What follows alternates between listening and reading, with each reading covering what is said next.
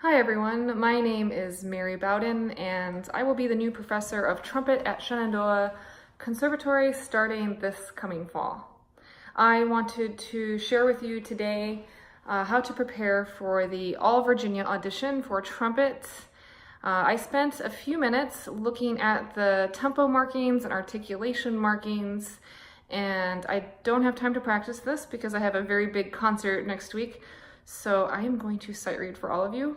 But keep in mind that I've checked the tempos and I'm going to be really mindful of articulation markings and dynamics and just really try to tell a musical story. So here goes.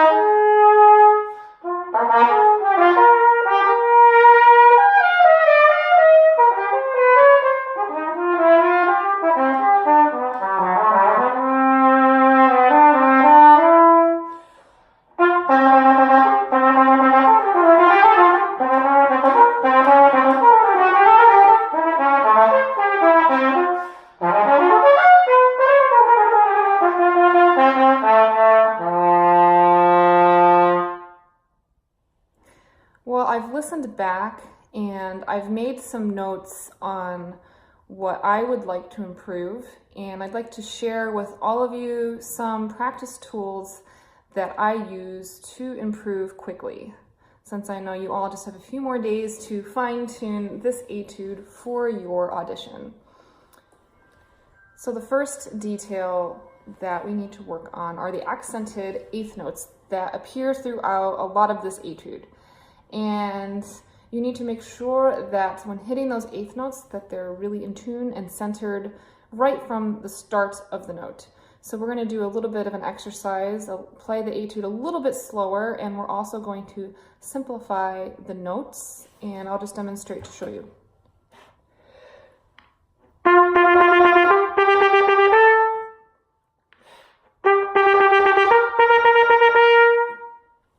Now we can play it as written, still keeping it slightly under tempo, and making sure that you kick out your slide just a little bit for the Ds. You don't need to go as far as a C sharp, but just make sure you know where you need to place your Ds by working with a tuner.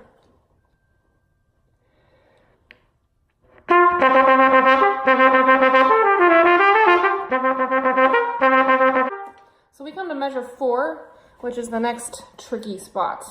And I'm going to show you how I'm going to practice this to make it more comfortable for me, especially when you're dealing with getting a little bit nervous in front of playing for judges. So we're going to isolate measure 4, and we're going to use a practice tool that I call rhythms. And so we are going to deconstruct this measure. So the first exercise that I want you to do is to hold the first note of every 4 while playing the next 3 in time. So I'll demonstrate, and then you can pause the video and try this on your own. So we're holding the first note of every 4. Okay, give that a try. Now we're going to do the second note of every 4.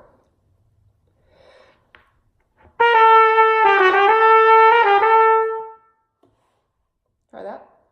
And again, if you don't get this on the first try, the first rule is to play it slower and to repeat it until, and don't go to the next pattern until this one feels secure.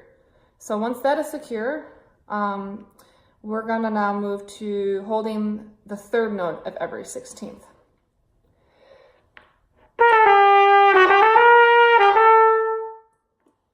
Give that a try.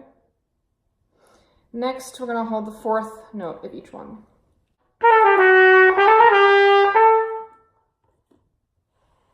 So between each of these, pause and give yourself some tries to do this. Now we're going to do long, short, long, short, long.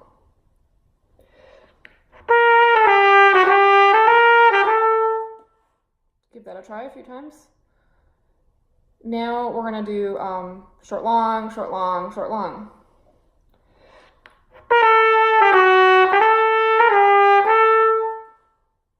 that a few times. Now we're going to try it as written, and it should feel a little bit easier. It certainly was for me.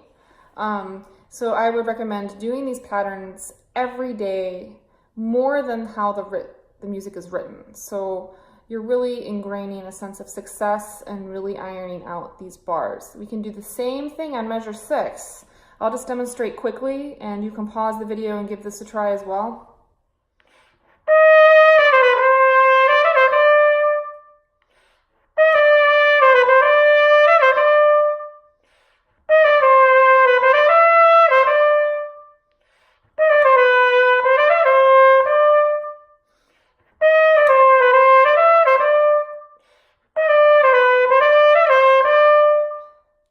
And so forth. And of course I would stop and make those a little bit smoother to listen in between the notes, but this is how you can practice getting these measures to feel a little bit more successful for you.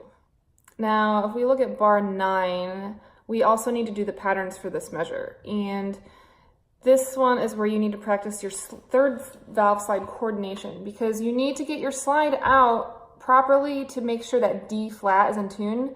But then it needs to come back in right away for that low A flat, because the low A flat on the B flat trumpet already tends to be flat.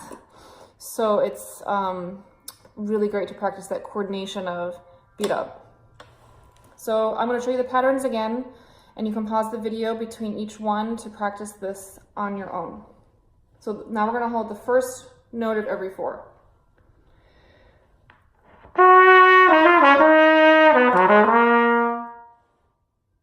And while we're doing this, we're keeping the articulations exactly as marked. So make sure you're really mindful of when the slurs happen. Now we're going to do the second note of every 4.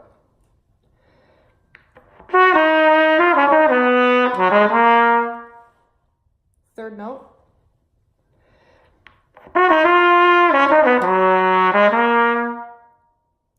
Fourth note. And now we're going to do the long, short, long, short, long.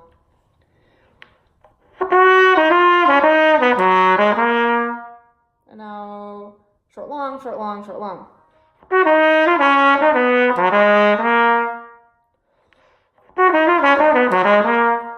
That's way, way easier than it was before. Now we've done the patterns in groups of 4, and you can use this throughout the entire piece for any group of 4.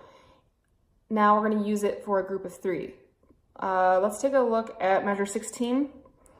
And we have some finger coordination to practice here.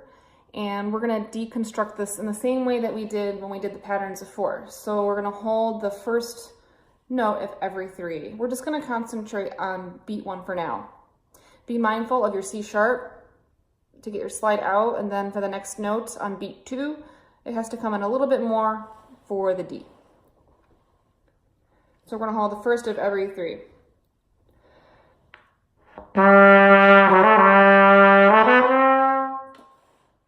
Now we're going to hold the second of every 3.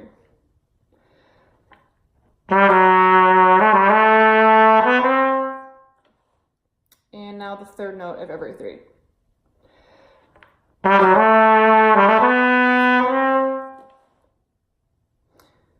Keep doing these patterns until they get comfortable, and then when you play it as written, it should be easier. For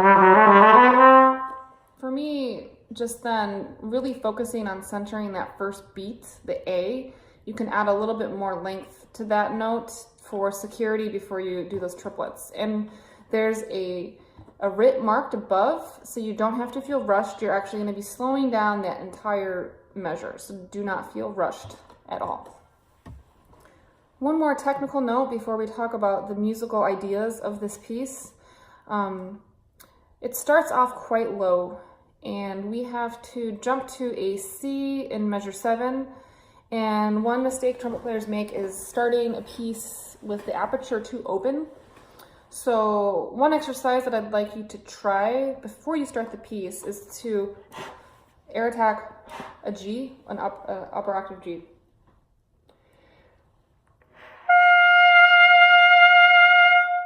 And then after you air attack that, I want you to not change your setup, but start the piece.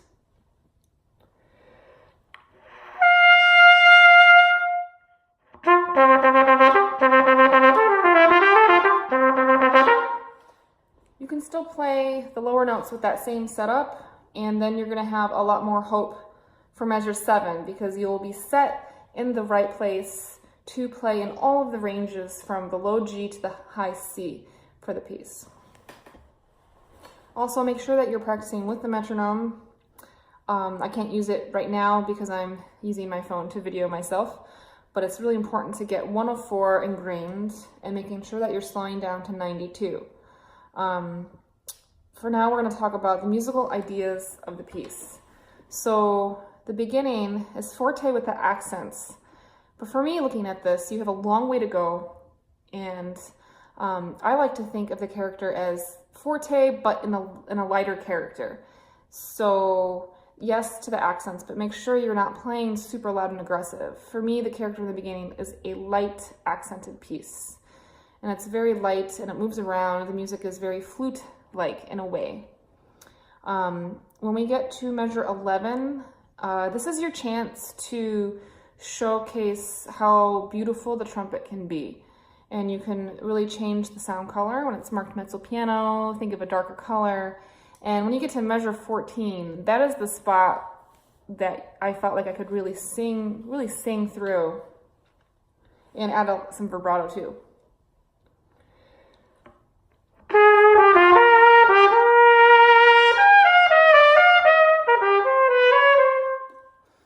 That's like your one beautiful measure in the piece, to be really, really, really expressive.